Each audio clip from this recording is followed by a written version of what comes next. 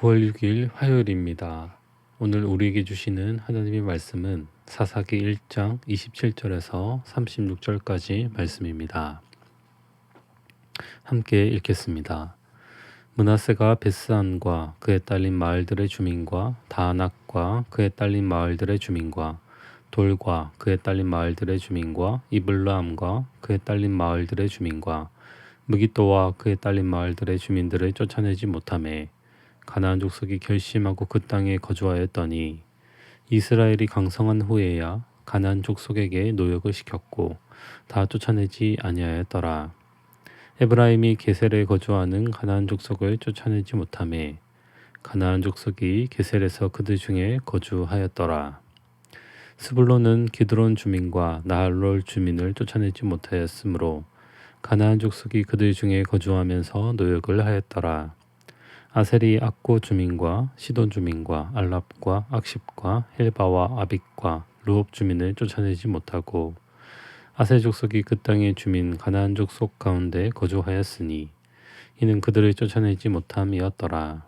납달리는 베세메스 주민과 베다낫 주민을 쫓아내지 못하고 그 땅의 주민 가나안 족속 가운데 거주하였으나 베세메스와 베나낫 주민들이 그들에게 노역을 하였더라. 아모리 족속이 단 자손을 산지로 몰아넣고 골짜기에 내려오기를 용납하지 아니하였으며 결심하고 헤레스 산과 아얄론과 사알빔에 거주하였더니 요셉의 가문의 힘이 강성함에 아모리 족속이 마침내는 노역을 하였으며 아모리 족속의 경계는 아그랍빔 비탈의 바위부터 위쪽이었더라. 아멘. 이스라엘 백성은 이제 가나안에 정복하여 지파별로 나누었고 이제 그 땅에 정착하며 거주하고 살아가고 있습니다. 그러나 그들은 아직 하나님의 약속을 다 수행하여 순종한 것은 아닙니다. 이스라엘 백성은 가나안 땅에 정착했지만 아직 가나안 족속을 완전히 멸하고 쫓아내지 않았기 때문입니다. 오늘 본문은 요셉 지파인 므낫세 지파의 이야기를 먼저 우리에게 들려줍니다. 27절 말씀입니다. 므낫세가 베스안과 그에 딸린 마을들의 주민과 다낙과 그에 딸린 마을들의 주민과 돌과 그에 딸린 마을들의 주민과 이블라함과 그에 딸린 마을들의 주민과 무기또와 그에 딸린 마을들의 주민들을 쫓아내지 못하매 가나안 족속이 결심하고 그 땅에 거주하였더니 27절 하반절을 보시면 므낫세가 그에 딸린 마을들의 주민들을 쫓아내지 못하매 가나안 족속이 결심하고 그 땅에 거주하였더니 라고 했습니다. 므낫세는 어떤 이유였는지 모르지만 가나안 족속을 쫓아내지 않았고 그래서 가나안 족속은 결심하고 그 땅에 거주하였다고 말씀합니다. 28절을 보면 아마도 므낫세가 가나안 족속을 물리칠 힘이 부족해서 그들을 쫓아내지 못했음을 우리가 추측할 수 있습니다. 그러나 므낫세는 힘이 강성하게 된 이후에도 가나안 족속을 쫓아낼 힘을 가진 이후에도 그들을 쫓아내지 않고 오히려 그들에게 노역을 시켰습니다. 28절 말씀입니다. 이스라엘이 강성한 후에야 가나안 족속에게 노역을 시켰고 다 쫓아내지 아니하였더라. 므낫세는 강성한 힘이 있었음에도 하나님의 명령에 불순종하고 말았습니다. 그러나 이러한 현상은 므낫세 지파, 므낫세 족속만의 이야기가 아니었습니다. 29절에는 에브라임 지파도 30절에는 스불론 지파도 족속도 동일하게 가나안 족속을 쫓아내지 못했고 가나안 족속이 그들 중에 거주하게 되었습니다. 스불론 족속은 므낫세 족속과 마찬가지로 가나안 족속을 쫓아내지 못하였고 또 그들에게 강제 노역을 시켰다고 나와 있습니다. 그리고 31, 32절은 아셀 족속이 나오는데 이전 족속과는 조금 다른 모습을 우리에게 보여줍니다.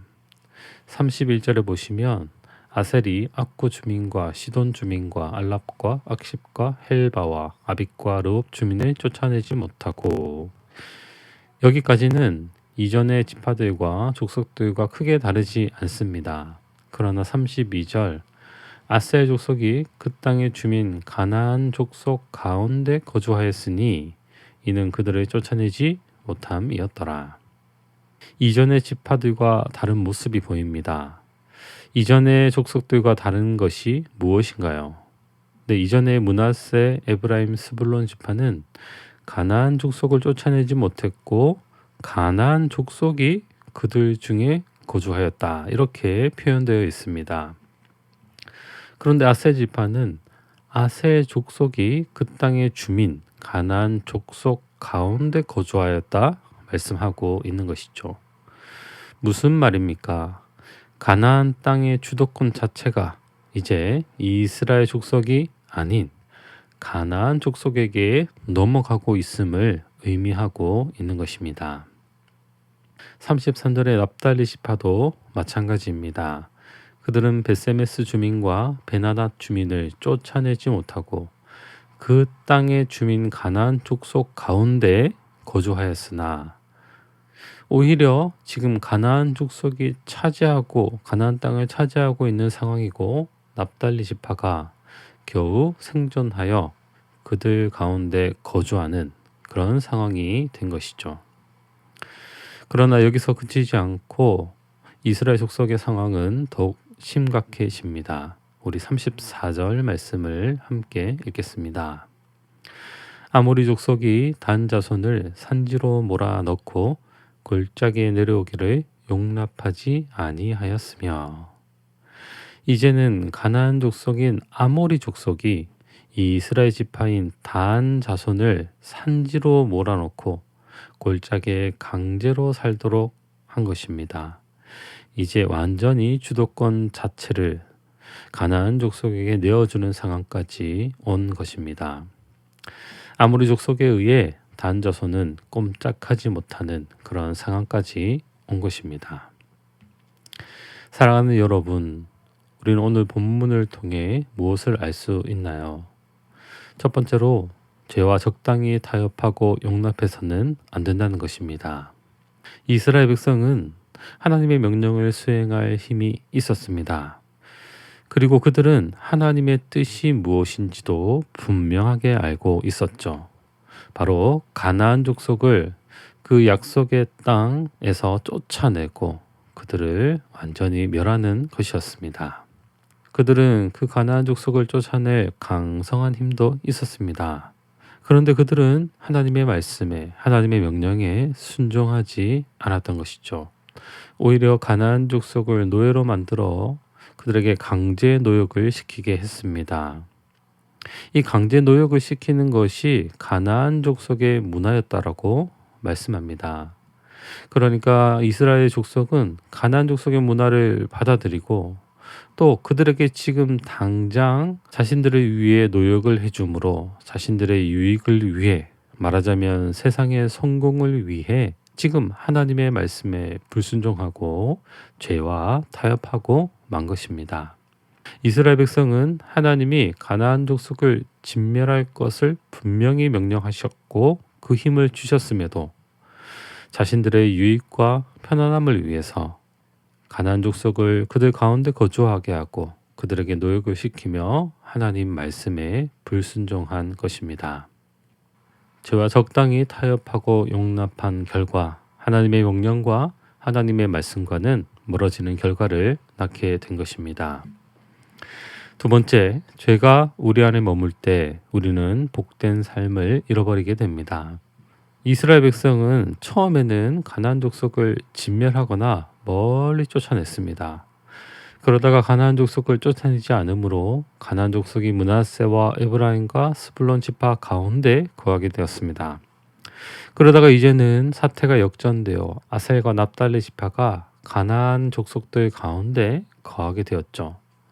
마침내는 주도권이 완전히 넘어가 단 지파가 아모리인들에게 쫓겨나 산지에서 내려오지 못하는 상황 가운데 있게 되는 것입니다.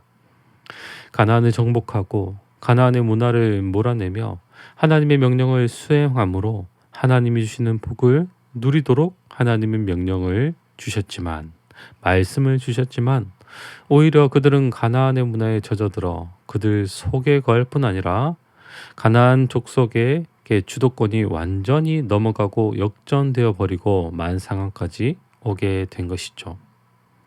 우리가 하나님의 명령을 무시하고 작은 죄를 방치하고 타협하며 용납할 때 그 죄는 걷잡을 수 없이 커져 하나님이 주시는 복과 은혜를 다 놓치게 되는 것입니다. 사랑하는 성도 여러분, 오늘 이스라엘처럼 죄된 문화, 그 작은 죄들과 타협하지 마시고 그 죄가 우리 안에 머무르지 않도록 그 죄를 분별하고 끊어내어 하나님이 주시는 복과 은혜를 누려가시는 우리 모두가 되기를 주님의 이름으로 축복합니다. 우리 시간 함께 기도하겠습니다. 사랑의 주님, 은혜를 감사합니다.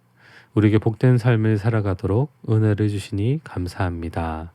나의 유익을 위해 죄와 타협하지 않게 하시고 작은 죄라도 방치하지 않고 용납하지 않고 죄를 끊어내며 하나님이 주시는 복과 은혜를 날마다 누려가는 우리 되게 도와 주시옵소서.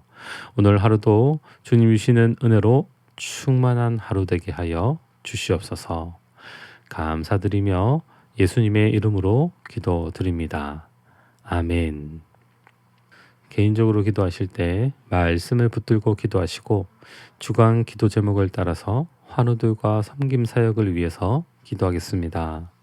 교회 편찮으신 성도님들에게 영육간의 강건함을 더하여 달라고 사회 봉사 사역, 카페 사역, 주차장 사역 등 모든 섬긴 사역을 위해서 우리 함께 기도하겠습니다.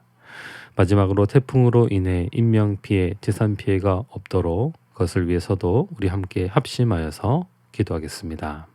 함께 기도하겠습니다.